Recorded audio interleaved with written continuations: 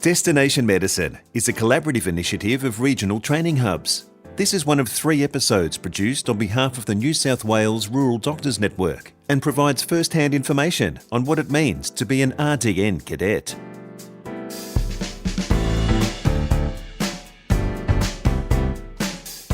Welcome to Destination Medicine. I'm Nicole Goodman. Dr. Nicholas Island is about as laid back as you can get. But this Rural Doctors Network cadet has trod an extraordinary path through life. Expelled in Year 11 for bad behaviour, he became a sheet metal worker and then a welder. But it was while he was working on oil rigs off the West Australian coast that this highly intelligent man realised something had to give. A university foundation course, followed by a rural medical school pathway, led to what he says was an incredibly supportive RDN Cadetship and his dream job. Dr. Nick Island starts by describing his arduous journey to Jeff Waters. I left high school at the end of Year 11. I say left, I was told I wasn't coming back. At that time, I was doing a year at Hurlston in Sydney, boarding school, and I lived on the mid-north coast, or about an hour west of Kempsey.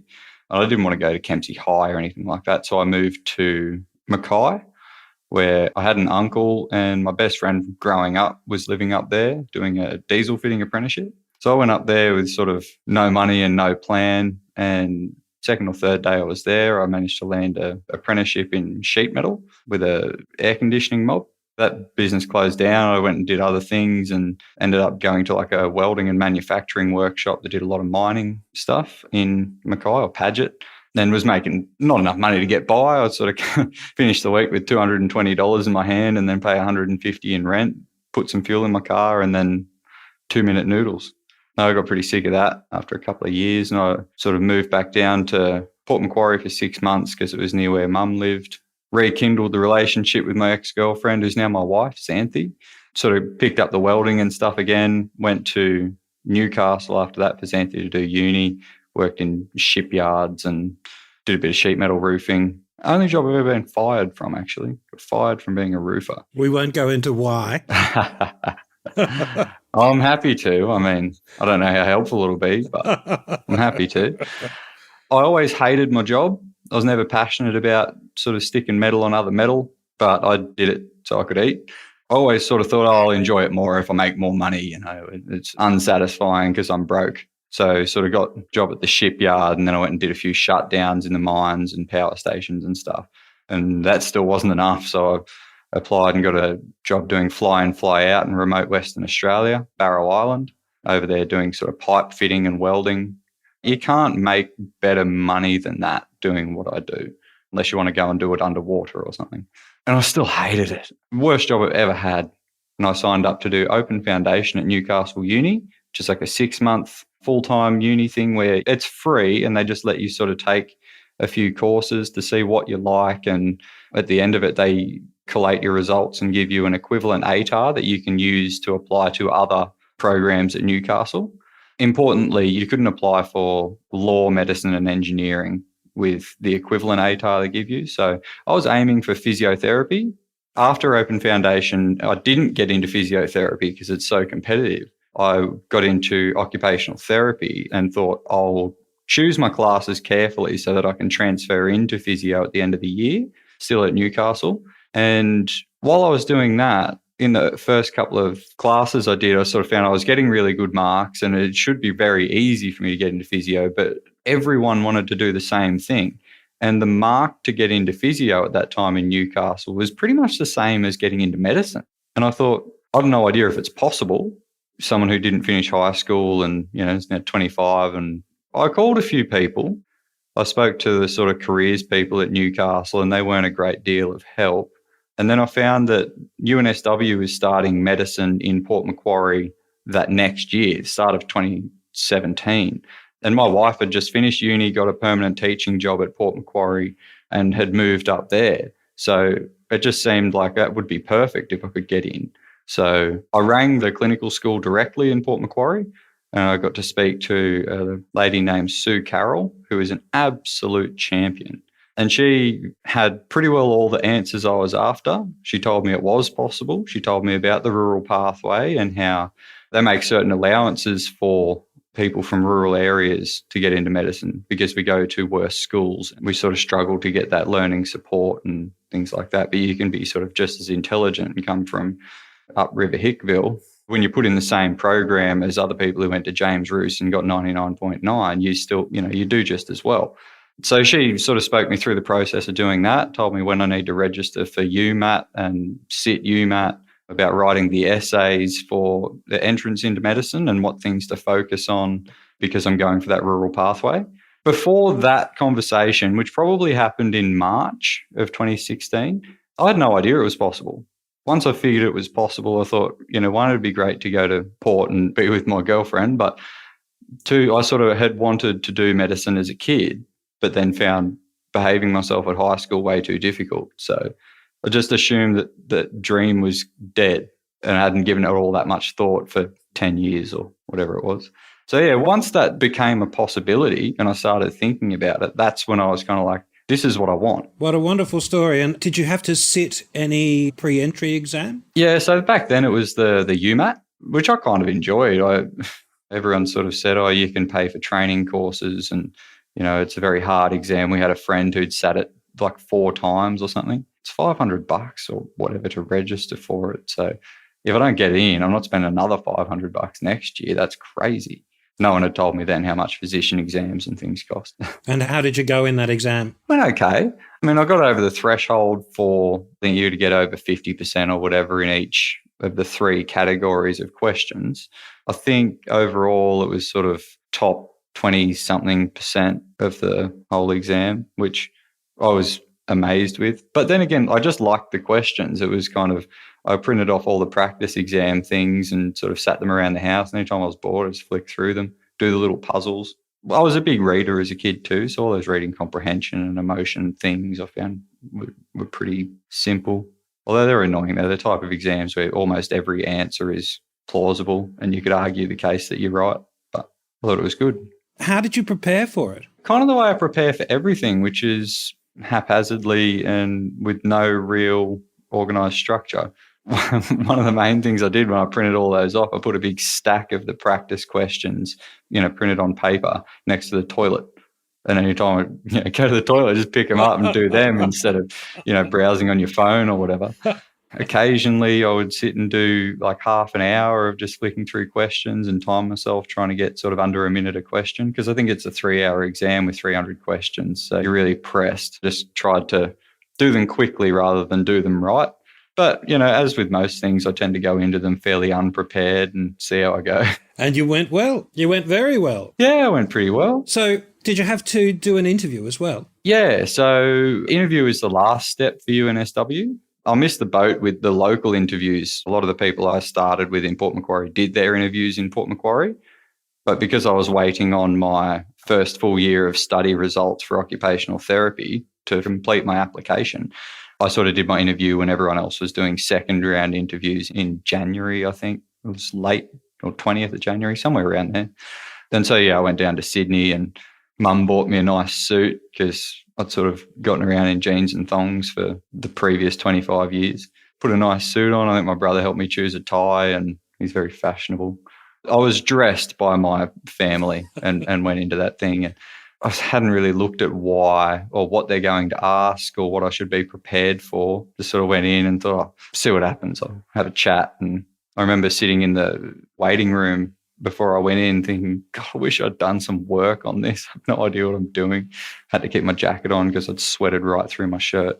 I went in there and it's supposed to be an hour interview. The 2 ladies I went in with introduced themselves and they were lovely. Made me feel really comfortable. We proceeded to answer 1 or 2 questions and then they asked, what was the last book you read? And I was like, it's kind of embarrassing, but over the whole Christmas holidays, I just binge read the whole Harry Potter series again. And then we talked about Harry Potter for about 45 minutes and the interview was over. Well, what a qualification. You can just wave your wand rather than being a physician. Well, that would be fantastic. You're now on a cadetship through the New South Wales Rural Doctors Network. Can you explain what that is and how you're fitting in with it? Yeah, so the RDN Cadet program gives med students from like a rural background $15,000 a year for the last 2 years of your degree. And that's sort of tax-free, money in hand. The sort of only stipulation is that you commit to working 2 of your first 3 years post-grad in a rural area, which basically means west of the Divide. I was going to do that anyway. I wasn't sort of raised a coastal person. You sort of say like mid-north coast, but our farm was a good hour west of Kempsey up in what we call upriver. Lots of hillbillies up there, such as myself. And my wife's from Mudgee. We sort of like Dubbo and that area up there. I went to Farah in Tamworth for 4 years. It was pretty good. So that's always what I was going to do. So if someone wants to give me some money to do that, stoked. And how would you describe your journey through medical school? And was it what you expected? And did having the cadetship change the journey for you, do you think? Oh, absolutely. So I probably sounded a little bit flat about RDN. I'm a huge advocate for RDN. What they're doing is fantastic. And I think aside from the money that made it possible for me to not eat Aldi 2-minute noodles for 2 years, they treat you like a valued person. I think often the experience you get when you are at university as a student is that, you know, the uni doesn't seem to value you all that much. You're kind of their meal ticket and not much else. It's different a bit at a rural clinical school. The sort of staff here know you personally and care about you. But the uni as a whole, so like when we go and do trips to Sydney for anatomy classes and stuff like that, you go into a sort of hostel room that's not very nice and travel around on cattle class. RDN was the first time, going to like the cadet weekend with RDN was the first time in the medicine program I was like, holy shit, these people actually value me as a person for what I've chosen to do. We expected to go to the cadet weekend. I think I expected to do the whole hostel thing and catch buses, and, you know, they were happy to pay us our fuel to drive down there, and we get to the apartments and they were beautiful. It was just a big wake up moment for me to say like, oh, these people think that I'm worth something. So I was very thankful for that. But as far as the effect that RDN and getting the cadetship had on me monetarily, through the first 4 years of med school, I still worked part-time as a boilermaker. I would sort of work 7 to 11 down the street, and then it was a 5-minute walk up to uni. So I'd walk up to uni for all my afternoon classes and then catch up on the morning lectures that night. Still in your overalls? So it's a funny story. Yeah, I would come up in my high-vis shirt all tattered and dirty. About halfway through first year, we had some second years join us from Sydney. They're good friends of mine now, but they were sitting waiting in class, and Robert Oakshott and I walked in. So Rob obviously is a med student graduating with us, and I was in my high vis. So I kind of walked in together, and they sort of admitted to thinking like, oh, you know, there's a tradie coming in, and that old guy's obviously the lecturer or the tutor. And we both walked in and sat down like in the student seats. They were very confused. The man that's come in to fix the air conditioning has just come in and sat down. What a bludger. You're about to soon start a new journey in Dubbo. Tell us about that and what led you there. So I decided to go to Dubbo for a few reasons. I have some friends in Dubbo. Shout out to Jay Neville and Jean Littlewood. But I also did a month-long elective placement in Dubbo Emergency Department at the start of this year.